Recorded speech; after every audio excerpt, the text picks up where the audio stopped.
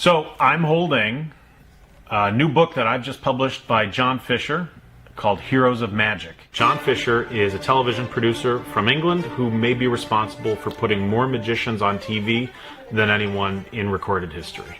It's a 450-page lavishly illustrated book, but it's a lot more than photos. It's really stories, inside information, and biographies of 25 of the greatest magicians of the last 100 years. People like J. Marshall, Ricky Jay, Chan Canasta, Arturo Brichetti, Siegfried and Roy, Channing Pollock, Robert Harbin, Cardini, Slidini, and it really provides perspective and information and stories that you won't find anywhere else. Spoon, Jar Jar Spoon! Tommy Cooper is one of the true icons of British comedy, but his whole act, as we're seeing here, is him pretending to be or trying to be a magician and not really getting his way through it. You make those motions, you wear a red fez, anybody in the UK walking down the street will know who Tommy Cooper is. To this day.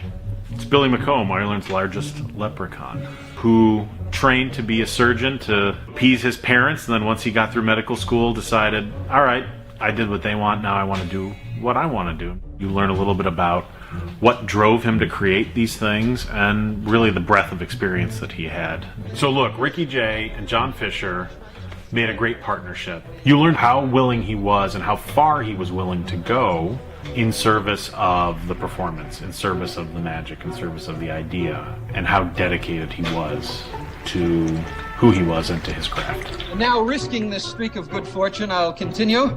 So this is Fred Capps performing the homing card on the Ed Sullivan Show the same night that the Beatles made their American television debut on Ed Sullivan. The Beatles are a tough act to share the bill with, but Fred Capps held his own admirably. He's considered by many to be the greatest all-around magician who ever lived, and well, this video proves it.